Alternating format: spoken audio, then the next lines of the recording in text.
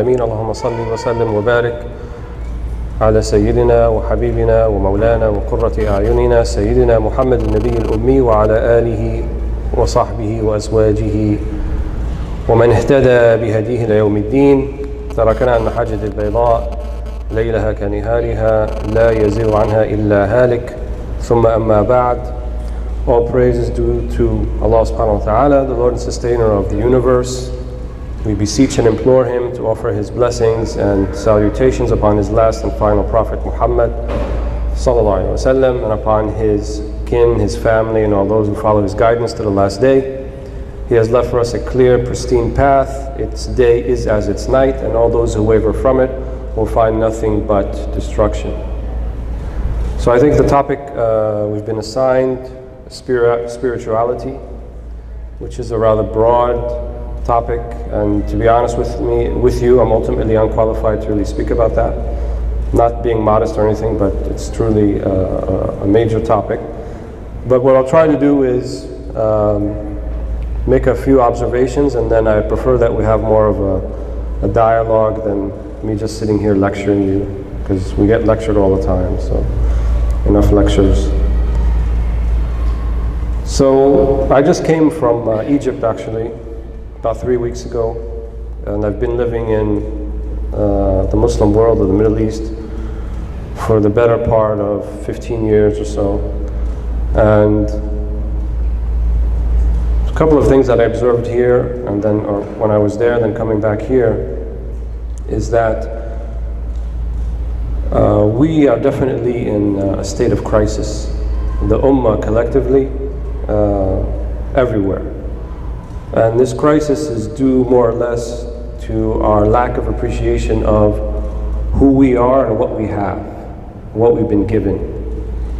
And they say one of the closest paths to Allah, paths to God, is to remember and recount the many, many blessings that you've been given.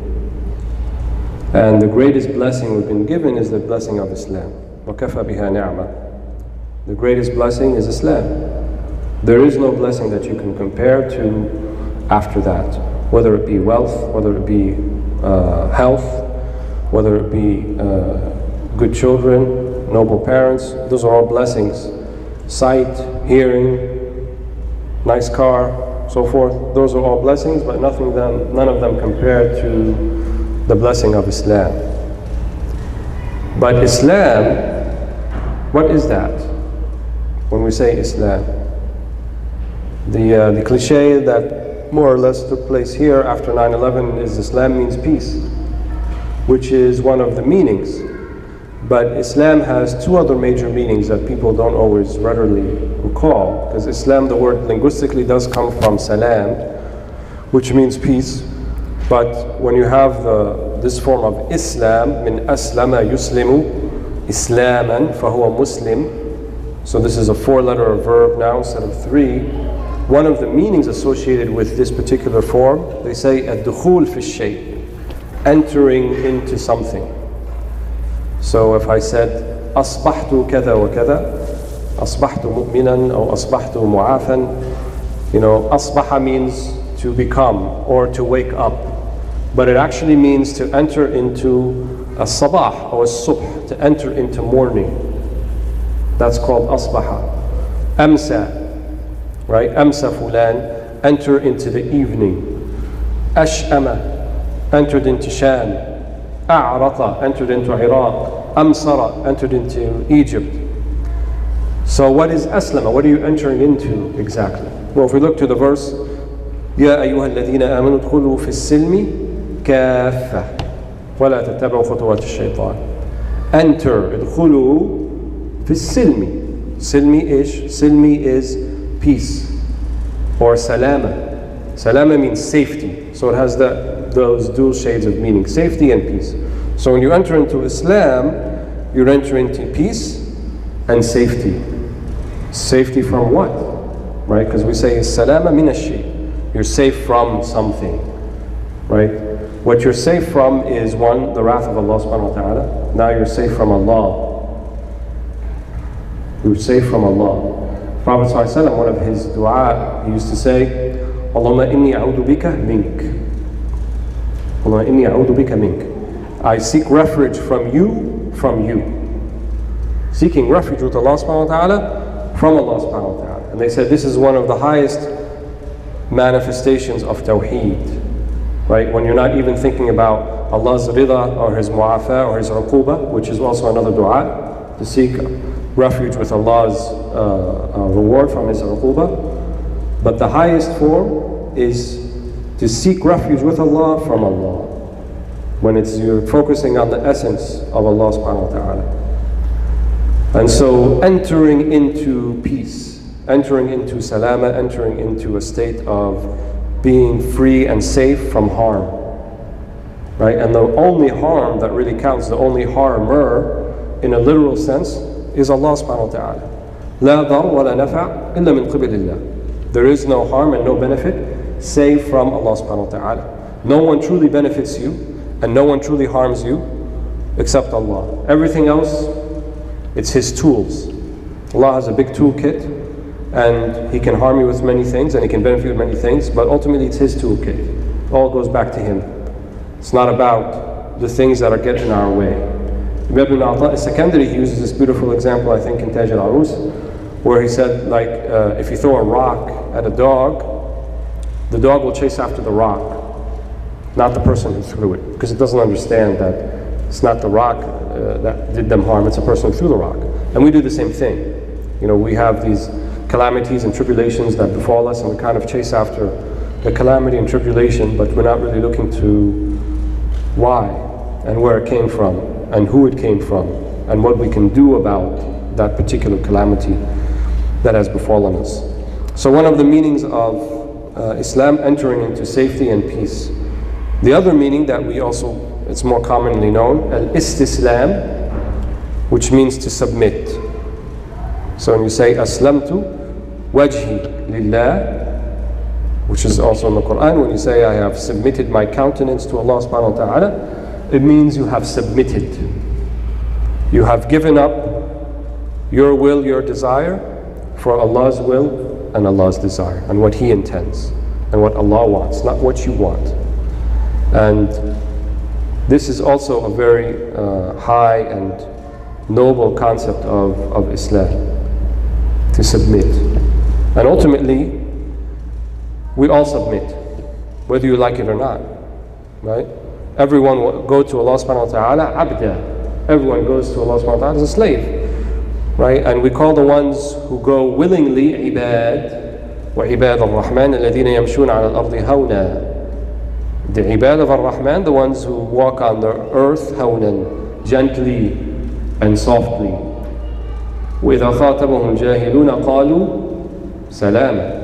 Right, and the ones with the ignorant ones, when they speak to them, here ignorant, jahilun doesn't really mean ignorant even. It means someone who is reactive and their actions are based upon their own whims and desires rather than based upon principle. That's a jahil in the proper sense of the word.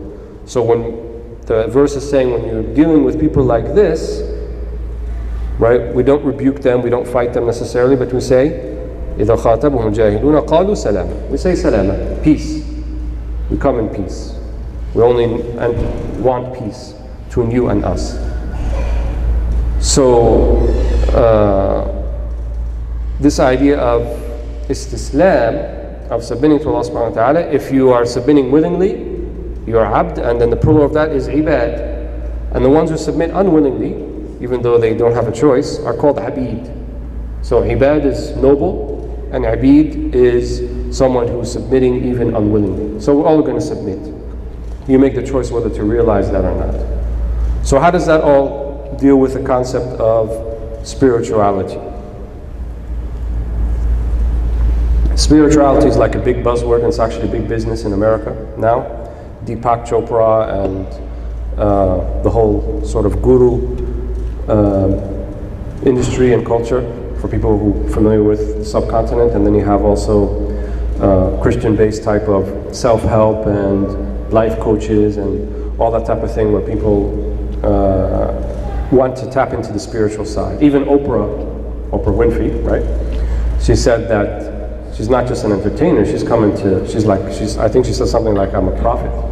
You know, people see her like that. People would, when you watch Oprah Winfrey religiously, it means you like watching her. You never miss an episode. It's like your wird, right? It's like your daily litany. Yeah, and you must be looking at Oprah like some type of prophet. And now you have these all new ones like Wendy Williams and Dr. Phil and even the Turkish guy, Dr. Oz, and so forth. But I like Dr. Oz. I'm not saying against him. So this idea of people wanting to be in touch with something beyond the physical, and we usually call that spiritual. And I think the best way to look at it, if we look at the first hadith that Imam al-Nawawi included in his 40 Nawawiyah that many of us are familiar with, or even the first hadith in Bukhari, which is the hadith إنما الأعمال بالنيات عن سيدنا عمر عن النبي صلى الله عليه وسلم قال إنما الأعمال بالنيات, that actions are by intention. So action is an outward thing. You can see it, right? You see me move my hand, you see me speak, so forth.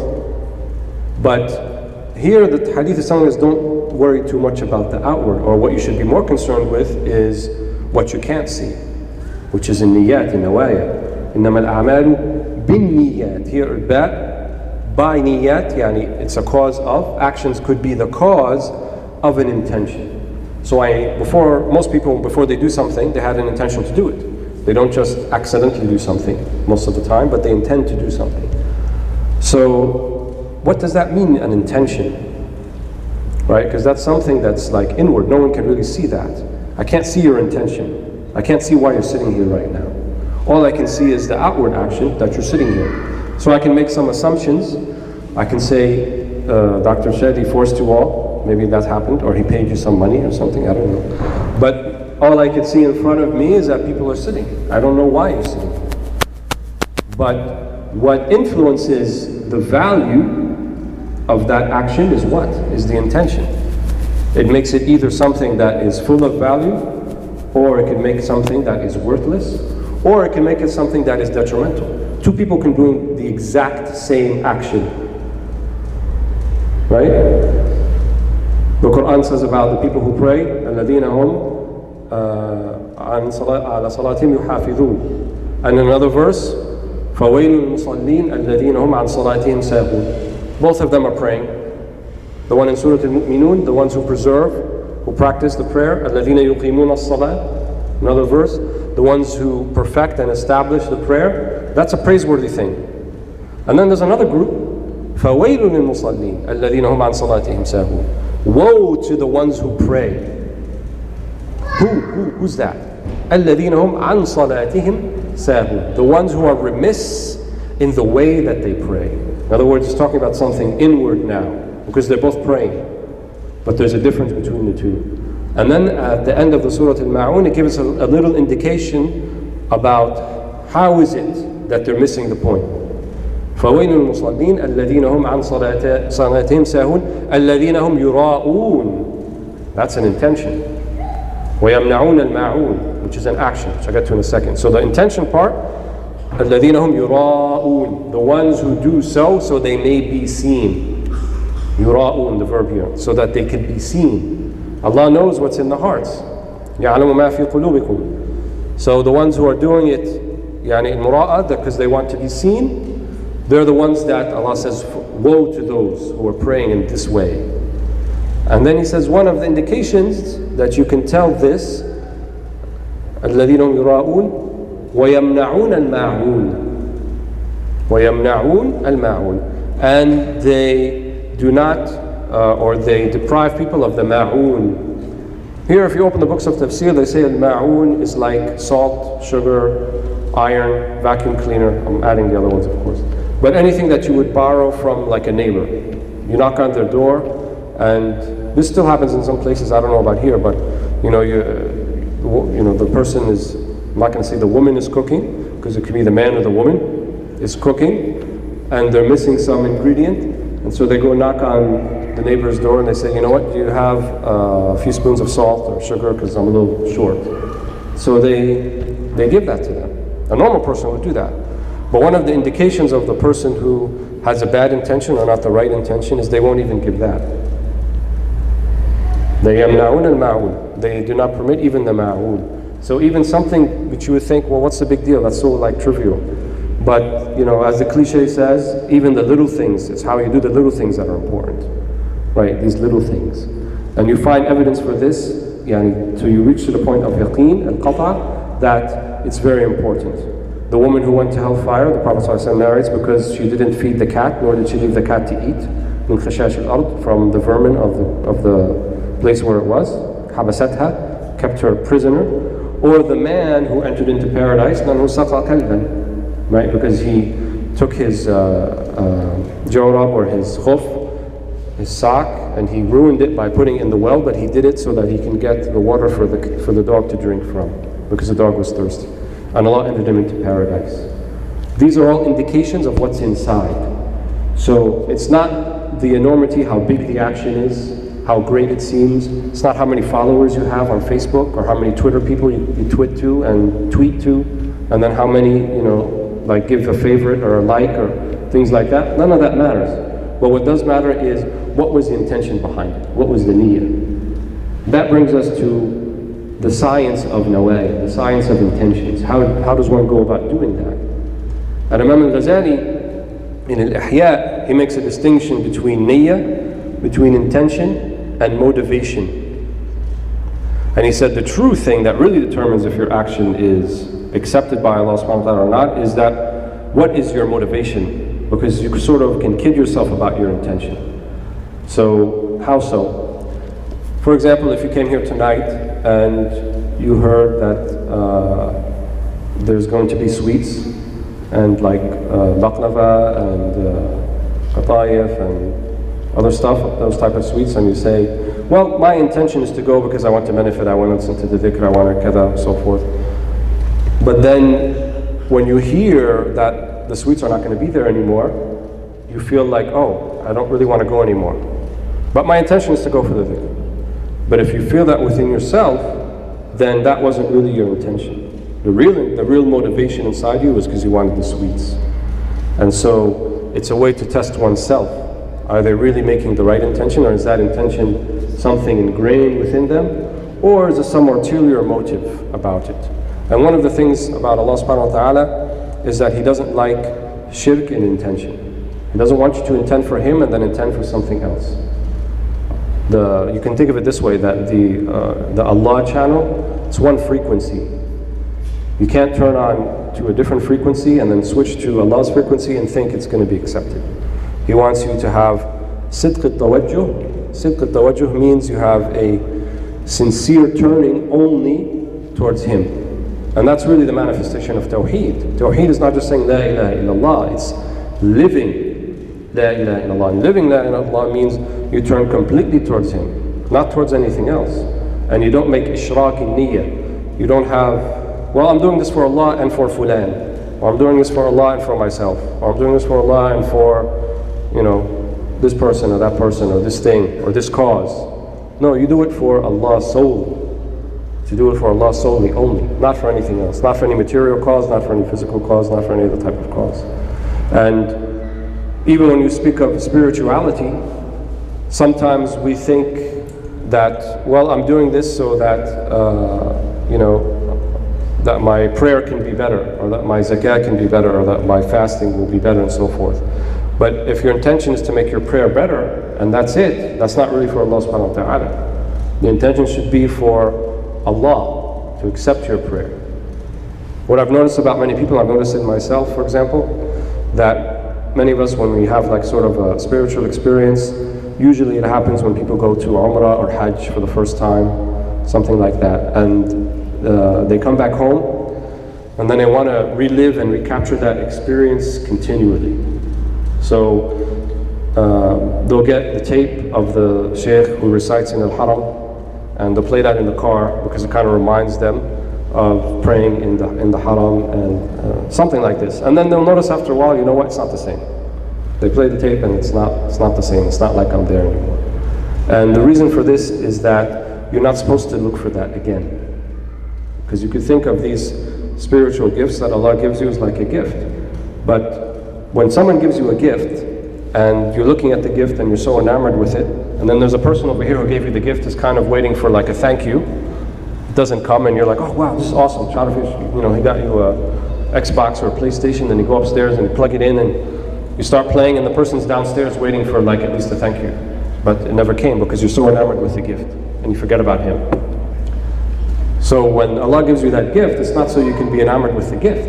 It's so that you can turn and say thank you to Allah subhanahu wa ta'ala, which is to say Alhamdulillah. And Alhamdulillah, dhikr bil-lisan, right? Laysa faqat dhikr bil-lisan, walakin dhikr bil-janan as well. It's also remembrance of the heart, wa bil-arkan, the limbs, the pillars, the limbs, also doing that as well. So it's not just about saying thank you or saying Alhamdulillah, it's about living Alhamdulillah. And so one facet we said of the spirituality, the important facet is in niyyah, is intention. Another important facet involves realizing what we are and who we really are, and what makes us up. We are very unique creatures on this earth, in this universe, in that Allah subhanahu wa ta'ala has given us a physical side which we can all see, certain physical attributes, height, width, weight, so forth, skin color, speech. These are all physical traits that all of us can see. But what's more important is the inward traits, what really makes us up. And our scholars before us, they said that, as the Quran mentions, there's two sort of competing inward realities in every human being.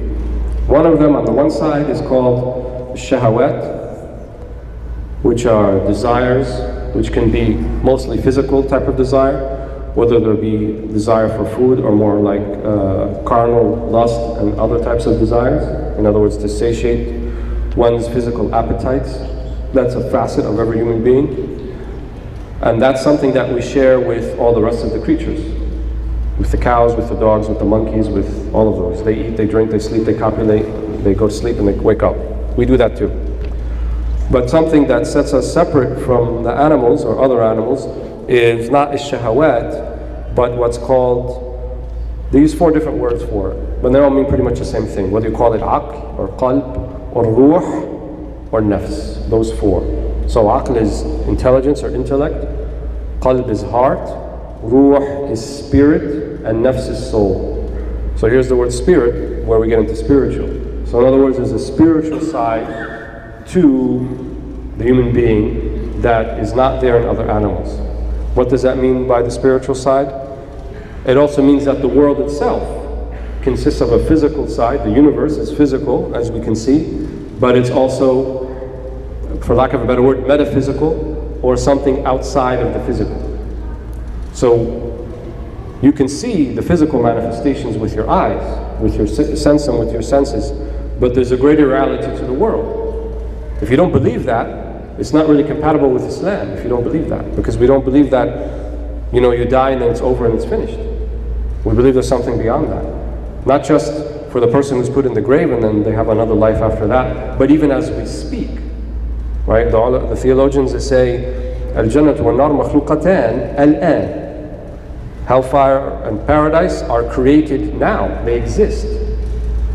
They exist. The Prophet ﷺ in Isra wal Mi'raj, in the night of Ascension, he saw them. He went there. He was taken there. So they exist. And he saw the prophets. They were alive in some matter, so they exist. So this is a realm, sometimes referred to as Alam al-Malakut, that's the divine realm that's beyond our sensory perception, which is a spiritual side. Okay, that makes sense.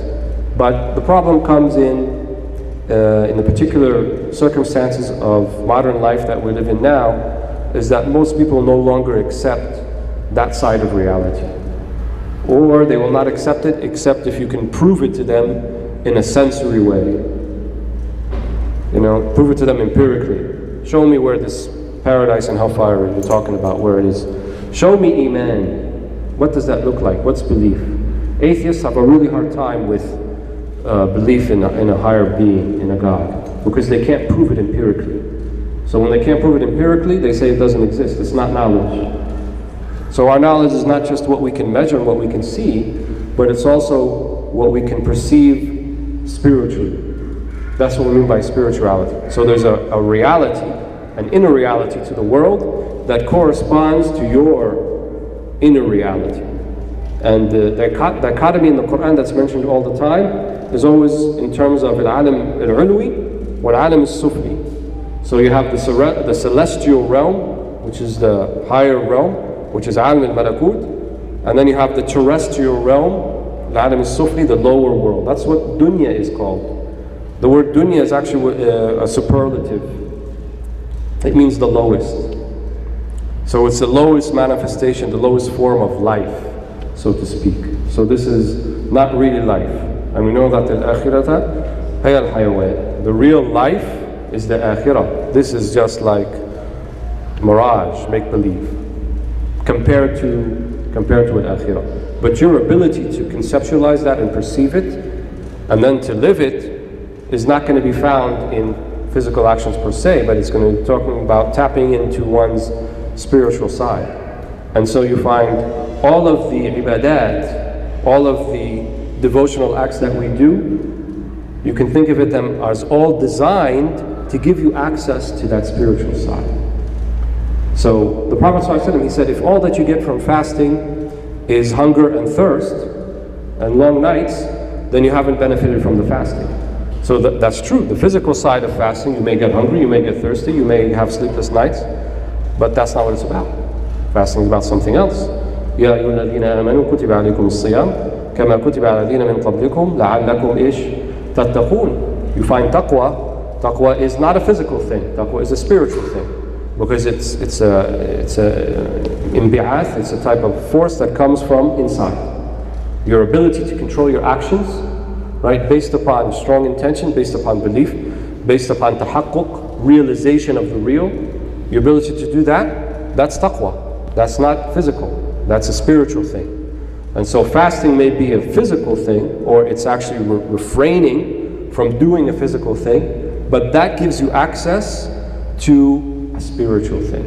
So it's not about the outward actions, it's about what effect they can have on the inward. And so Allah subhanahu wa ta'ala, think of it, He designed us in a way where these physical stimuli or impulses can have that effect on it. And the best way, the most effective way to have the desired effect on the soul, on the spirit in that way, the blueprint for that, what do we call that? As-sunnah. The sunnah of the Prophet Muhammad ﷺ. That's the way. That's the tariqah. That's the way to have haqiqah, to have access to the spiritual side. And many of the Sahaba were of the belief, of the conviction, that even what appeared to be mundane actions of the Prophet ﷺ also were designed to give access to the spiritual. So the way he sat, the way he spoke, the way he looked at people, the way he rode his horse, the way he mounted his animal, the way he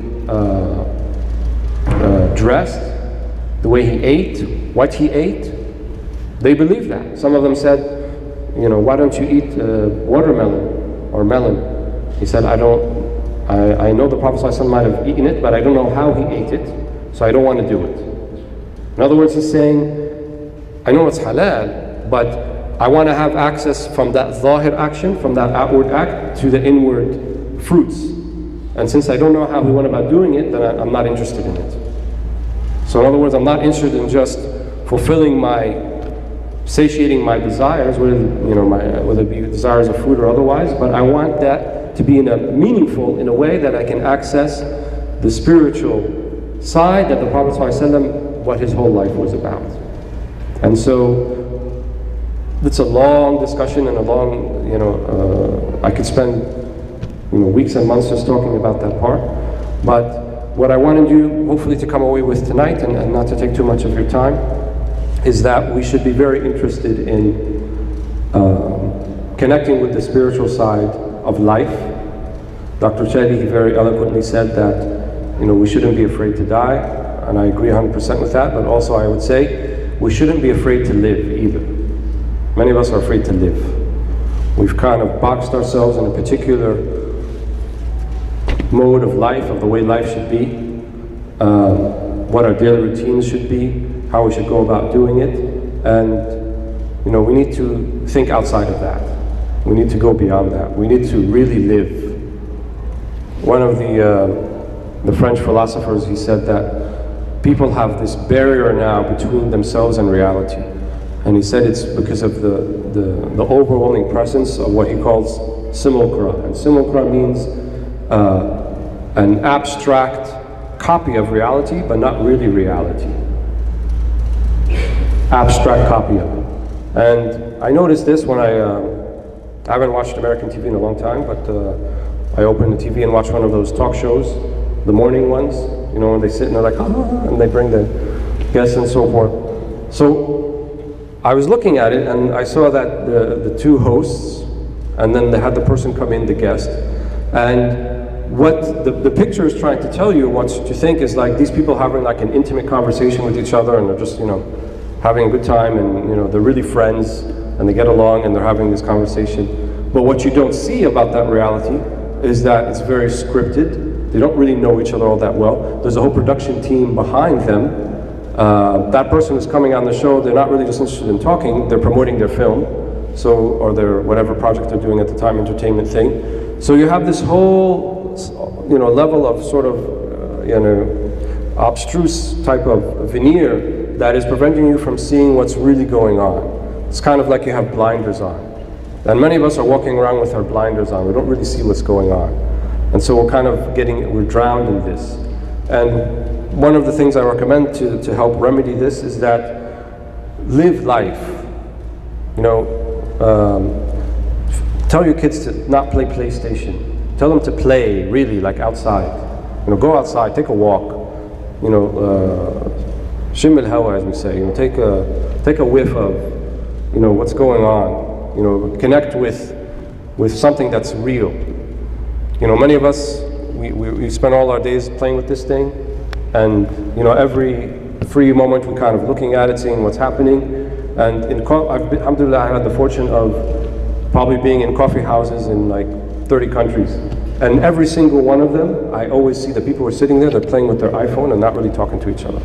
They're just doing something else, and it's kind of like a worldwide phenomenon now. And the big news of the day 2 days ago was iOS 7, whatever that means, came out, and everyone's making a big hoopla and wow. And that's what do you make a deal? Because they changed the icon and it's like a different color now. That's the whole thing. That's what all people are kind of interested in and spending all their time and waiting online outside at night to get the newest thing. So we're drowning in this like pseudo reality. It's not real. It's completely not real. And we should. My teachers told me that we should spend time studying the signs of the end of time, because we're seeing all of them happening now. We're seeing all of them happening now. And I started spending more time reading this. I'll share with you one of the signs that I read recently that really surprised me. It said that people will prefer to raise puppies than their own children. Prophet ﷺ said that. And he said the word puppies, al-jur, which is a puppy. People will prefer to raise their puppies and they don't want to raise children. Yaktafun. And there's another one that says, يَكْتَفُونَ النِّسَاء بِالنِّسَاء وَالرِّجَالُ بِالرِّجَالِ. That men will satiate themselves or be satisfied themselves with just men, and women with women. Signs of the days of judgment. So we may see all these signs, these things happening that surprise us as Muslims and are offensive, but know that the Prophet ﷺ, he foretold all of them, every single one of them. And so they should give you greater certainty, they should give you greater resolve, and they should give you a sort of a push to turn towards Allah subhanahu wa ta'ala completely, right? And not be mixed up in the whole thing. There's many things that can go on that are difficult for us to deal with. There are many, many challenges Muslims are facing everywhere in this country and other countries, and but our mission hasn't changed. The prophetic mission, the mission that the Prophet ﷺ came with, it hasn't changed. It's still the same blueprint, still the same plan, it's still following the sunnah. So the world could be crazy around you, but you still have to do what you have to do.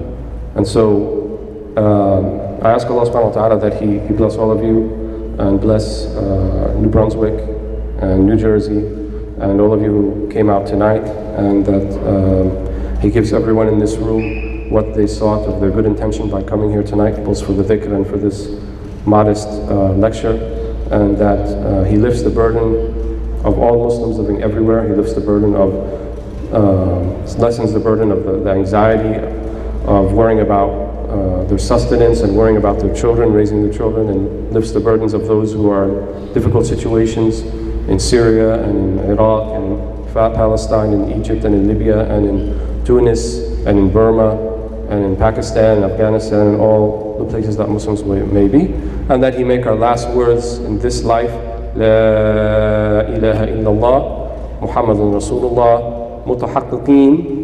Mutahaqqiqeen, yani we realize the true meaning and live the true meaning of La ilaha illallah, Muhammadun Rasulullah, hissan wa ma'nan, right? Both physically and meaningfully, zahiran wa batinan, zahiran outwardly and inwardly, and then He make our last words in this life, those words, La ilaha illallah, Muhammadun Rasulullah, sallallahu alayhi wa sallam, wa akhiru da'wana, alhamdulillahi rabbil alameen, wassalamu alaikum wa rahmatullahi wa barakatuh. I guess if there's time for questions, we can. We have a mic up there, so just stand on line or just go up to the mic whenever you want. Or they can write them down.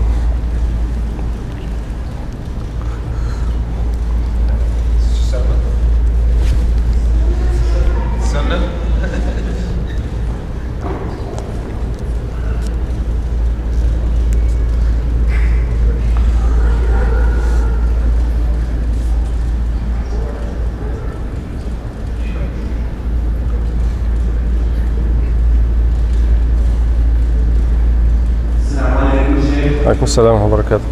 You mentioned about motivation, and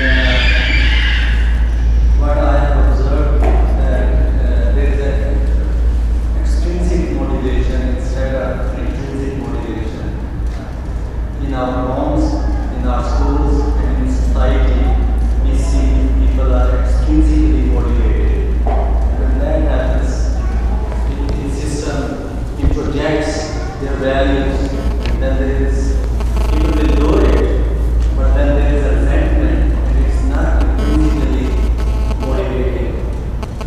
So how can we intrinsically motivate ourselves, our children, our home? So you please share that. If I understand the question correctly, it's kind of about that we are sort of motivated by things that have an outward type of reward, and not necessarily that things that have more of an inward type of reward that takes some patience in doing so. And one of the things that I've noticed my few short years of life is that you can't do it alone. You can't do it alone. It's very difficult. You know, if you're trying to raise your kids by yourself, kind of isolated from everybody else, and there's no one around to help you and to give you like a madad, like a strength to do so, it's quite difficult. And so I think it's vital that people have at least, if not a larger community around them, more importantly like a mini community, like a sort of a fellowship of 2, 3, 4 families, whatever it may be, but it's people who are helping you along to make your way on this path. Because if you really want this path, it is a path of the few. وَقَلِيلٌ مِّنْ عِبَادِيَ الشُّكُورِ. Very few of the ibad are actually the ones who are truly thankful. So it's not a path of the population or the masses, it's a path of the very few. So even if you have very few around you, then that's quite important. And especially with, I would say, raising children, sometimes we're quite theoretical in the way our approach to the way we go about raising them. Unless they have strong reinforcers outside of the home, examples that they can see and see that what you're talking about isn't just some, jargon that you're talking about and there's no reality outside, it'll be very difficult for them to kind of accept that and follow that. And none of this will happen. None of it will happen without sacrifice. You have to sacrifice. And it might be a sacrifice of convenience, it might be a sacrifice of wealth, but there's going to be some type of sacrifice in order to to live a more spiritually based life. And you can't be doing it like everybody else, especially in the times we live in now. You can't do it like everybody else. You can't, watch the same TV programs like everybody else and eat the same foods and live the same lifestyle and all that thing and think that you're going to have a different result than everybody else. One of the things we have to come and realize as Muslims living in these types of societies is that all of the problems that affect non-Muslims will affect us. You can't run away from it. It will happen. You can't say, oh well, Muslims, we don't get depressed because there's no depression in Islam. Guess what? Muslims get depressed. It happens. No, Muslims don't do drugs because, haram, we don't have that problem in our community. No, we do have that problem in our community. Muslims, we don't have sexual assault because, no, we have that too. All of the things that happen outside, we have inside too. And so we're really deluding ourselves in thinking that we can just avoid it because on the virtue that we call ourselves Muslim. It's not enough to call yourself Muslim. You have to have an active program to contend with these issues that everyone else is dealing with as well. And that's not going to happen, like I said, without sacrifice. I don't have the big blueprint, the plan, but at the minimum, what I think I know is that we have to change the way we go about doing things. Here in MBIC, from what I've seen, recently, I used to be a stronger member of this community, like Dr. Shaykh said, maybe 16, 17 years ago. Not that old, just, I was young back then. But what I've seen now is that it's one of the newer communities, up-and-coming communities that are trying to do something different. Sayyidina Ali, it's attributed to him, radiallahu anhu, that he said, if you raise your kids the same way that your parents raised you, then you've done something wrong. You can't. It's different. They have a different set of outlooks, different set of values perhaps. They have external stimuli that are different than the ones you had to deal with. So, if you think they're going to be just like the way you were, whether you emigrated from a different country or you converted to Islam as well, the situation that they're coping with today is quite different than the situation that we coped with and that with our parents' generation coped with. And so we have to give them the support that they need. And one of the things that I've heard from my teachers over and over again is that befriend your children. You have to have that relationship. Let them ask anything. Let them tell you everything. Be their friend. Don't act shocked. Don't be shocked when they say something that you wouldn't believe they would say, because it will happen. And they have to feel like they can go to you and that you're there for their support. And then, like I said, we have a few families around you that are trying to do the same thing, then that could make all of the difference. Don't wait for the Mahdi, right? One of our scholars, he said, when is the Mahdi coming? We should wait for the Mahdi, then everything will be fixed. He said, for every zalim, every oppression, there's a Mahdi. What are you waiting for? The Mahdi, right? You're the Mahdi, right? You could be Mahdi in that you are guided. Al-Mahdiyin, the guided ones. What are you waiting for? You're waiting for the elixir, you're waiting for the magic to happen and everything will be fixed? Fix it now. Do it, work on it now, and then when the actual capital T-H, Mahdi comes, then that's another situation. But for right now, everyone has to have hidayah, everyone has to have guidance in their own little circle, in their families, in their communities, and this is how society functions.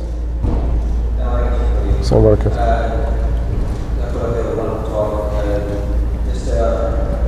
question about spirituality in terms of the obviously spirituality, I think it's real, and it refers to as ihsan. And also commenting, people comment on ibadat and iman. Does one have to feel grounded, have a solid foundation in the other two, in ibadat and iman, before they should go on a spiritual path, or can they feel that they can use spirituality to also strengthen the other elements?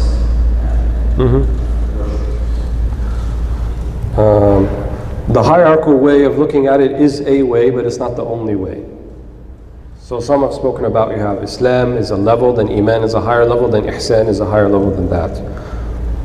But that's not the only way to look at it. You can also look at them as three aspects or facets of the same reality. In other words, it's all really Islam when we say Islam in a greater sense. But what is Islam made up of? These three aspects: Iman, or Islam, Iman, and Ihsan. Islam, in this minor reference here, we're talking about outward actions.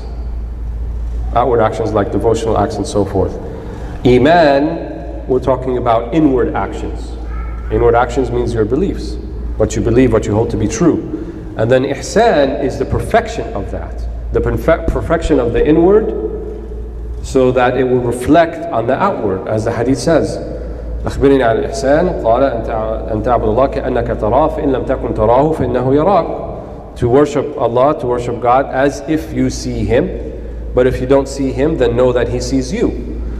So that means here in the first aspect here, أن تعبد الله, you're worshiping Allah. That's not a hierarchical thing, because you're already doing Islam in the beginning, and you're not going to worship Allah subhanahu wa ta'ala unless you believe in Him. So it's not like, a linear thing here. It's not a hierarchical. So they all happen at the same time. So don't wait to say, let me get to this particular level, and then I'll think about, having been more serious in the spiritual path. That's actually a type of delusion. Imam ibn Ata al-Sakandari, he said, the meaning of which in English, don't wait for your faragh, don't wait for it to have free time before you start to change yourself. Because you're never going to have free time. It's not going to happen.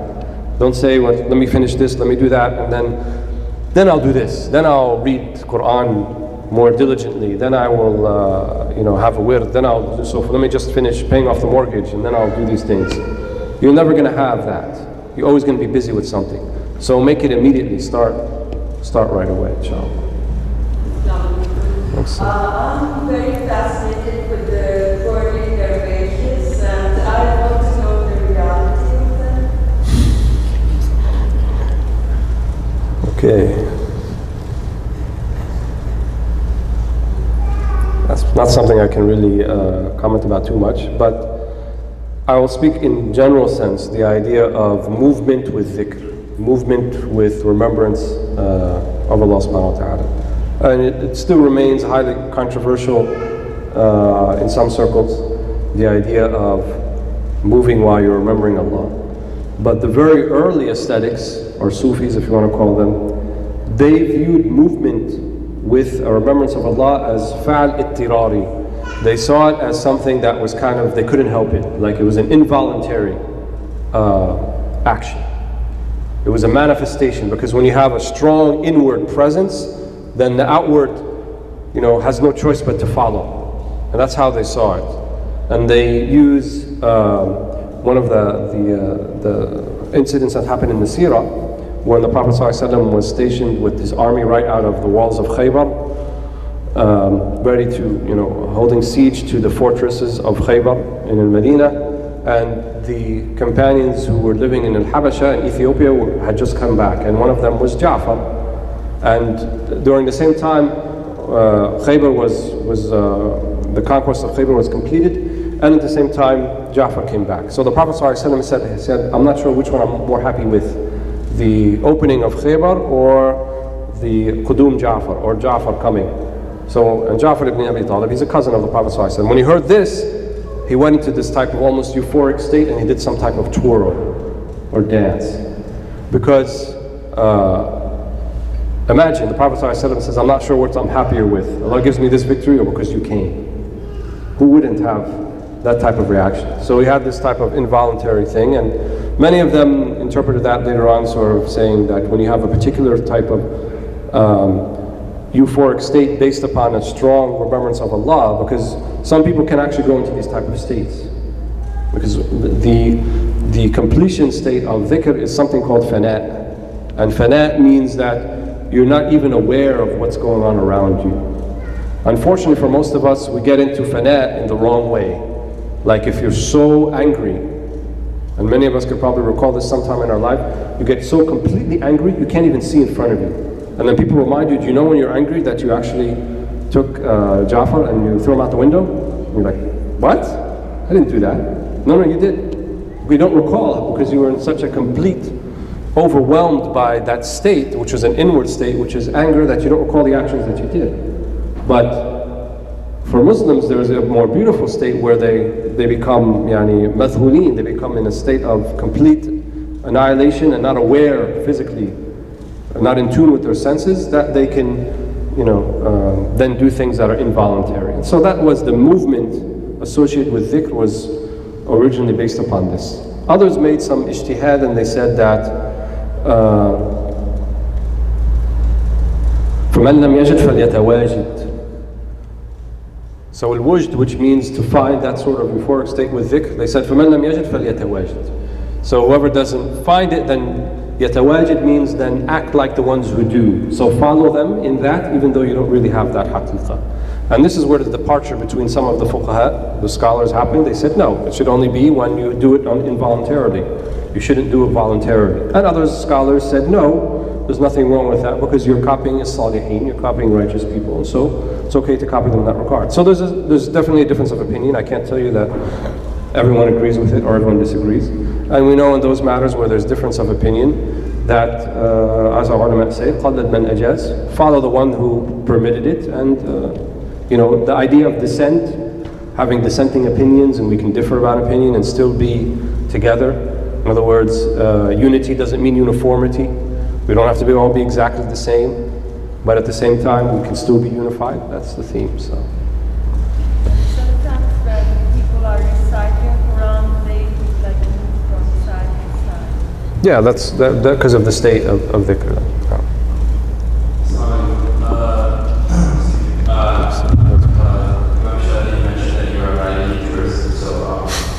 I wanted to ask you this question. It's sort of like been debated by my friends over and over and over again, but we haven't really come to a sound conclusion because people were not jurists. So that's why I'm asking you.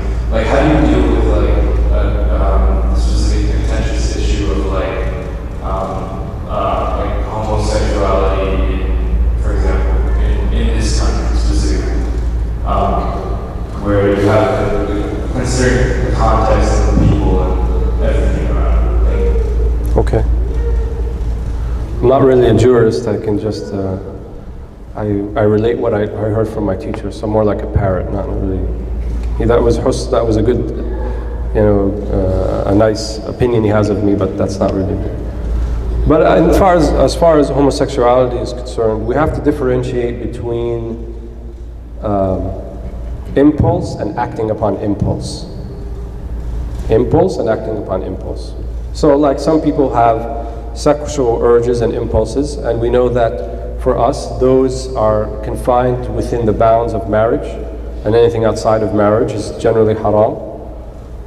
But some people, their impulse is too strong and they do it anyway, and that's a sin. Is it possible that people can have a homosexual impulse or urge? Can that be? Is that possible? Absolutely. If you read Kalam al-Fuqaha, if you read the books of the Fuqaha, and they talk about people, and they have different names for people who sort of were effeminate or had these type of tendencies. And the worst thing that they said about them, I'm talking about the tendency now, not the act, the tendency. The worst thing that they said about them was, well, it's disliked that they lead the prayer, that they be imam, such a person. They didn't say, don't let him come into masjid. They didn't say, ostracize him. They didn't say any of those things. They said, well, maybe people wouldn't like to pray behind him, so it's better not to have him lead the prayer. That's what they said about him. And they refer to him as al-ma'boon. Al-ma'boon, they said, is someone who's known to, or sounds effeminate, or there's stories about them, but there's nothing that is muhaqqaq. There's no legal ruling against them. There was no 2 or 4 witnesses or anything like that. Versus the act, to actually act upon a homosexual impulse, in terms of sodomy, for example, if it's between 2 men, that's absolutely forbidden. And the LGBT societies can sing till the cows come home, but I'll never change that. And the ulama will never change that opinion. That's forbidden. But we deal with people who may have these impulses. They're still human beings. They still have their rights as Muslims and as brothers and sisters in Islam. They have all of that. And we should not drive them away, but rather we should try to help them deal with their situation. Much in the same way someone is impulsive gambler or drinker, or impulsive with the opposite sex. These are all things, they're trials or tribulations that people have to deal with. And Allah may choose to try some people with that, with a homosexual type of impulse. So I think we have to be careful and not say they're not Muslim or anything like that. That's way overboard. And It's one of the signs of the days of judgment. We mentioned it already. يَكْتَفُونَ الرِّجَالُ بِالرِّجَالِ وَالنِّسَاء بِالنِّسَاء. That people will be satisfied with someone of the same sex. It's one of the signs. So we should take more of an attitude like they're victims of their own selves rather than they're people to be pushed away and ostracized. But do we allow or do we sanctify homosexual acts? Absolutely not. We don't. If they think that that's kind of not letting people have freedom to do as they wish and so forth, and I would say, since when did we say that people should be free to do whatever they wish? That's not our ethos. You know, we have the book of Allah subhanahu wa ta'ala, we have the sunnah of the Prophet Muhammad sallallahu alaihi wasallam, and no one does exactly as free as they wish, but we have something we're bound by. We believe in a higher principle. We believe in a morality and an ethics. So. You said you're blindfolded, we are in chaos. How did we get there? And how can we come out of it? You guys are really giving me the doozies, right? The really big philosophical questions.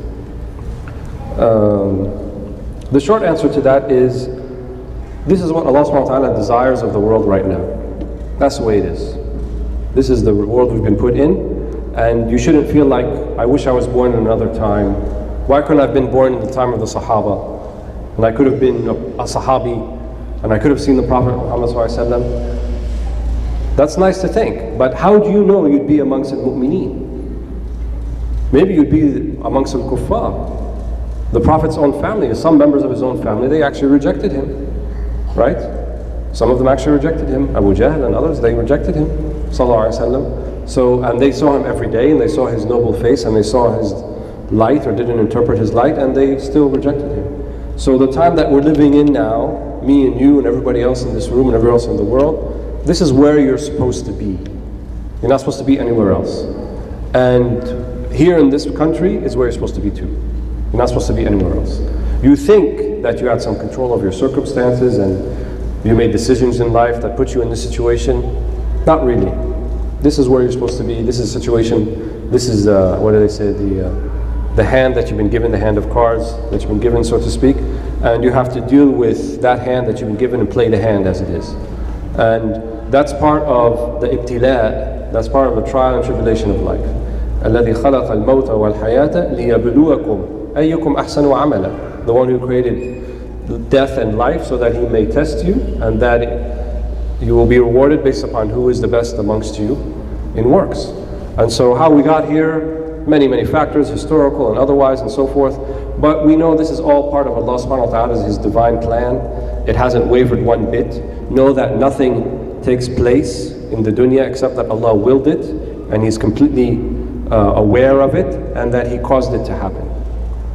One of the things about Allah's knowledge, Imam Ghazali mentioned three things, difference between Allah's knowledge and ours, but I'll mention one, is that Allah's knowledge causes things to happen, whereas our knowledge is a result of things that happened. So I came to learn that this table is 2.5 feet high or whatever. My knowledge of that didn't cause this table to be, but Allah's knowledge caused this table to be. The table wouldn't exist without Allah knowing this table to be exist. So, take solace a little bit in that all that happens, everything that happens in this life is Allah subhanahu wa ta'ala caused it to happen by those three things, by His knowledge, by His will, and ultimately His power, He caused it to happen. And so that's part of the book that we have to read. So we read the book, the Quran, Kitab Allah, and we ponder upon its signs, and we also read the book of creation and ponder upon its signs as well. And so there are signs abounding all over the place for you to interpret, for you to think about. فَاعْتَبِرُوا يَا أُولِي الْأَبْصَارِ. Right? Consider ulil absar, those of basira, right? Those of spiritual insight. Don't just see the mabani, but look at the ma'ani, wara al-mabani. Don't just see the edifices and the outside view, but look inside. And the only way you can look inside is if you tap into that inner spiritual strength that all of us have, but you have to be able to tap in it. So Jazakumullah khair, barakallahu feekum. Sorry to keep you a little bit late tonight, and I thank you all for listening patiently. Wassalamu alaikum wa rahmatullahi wa barakatuh.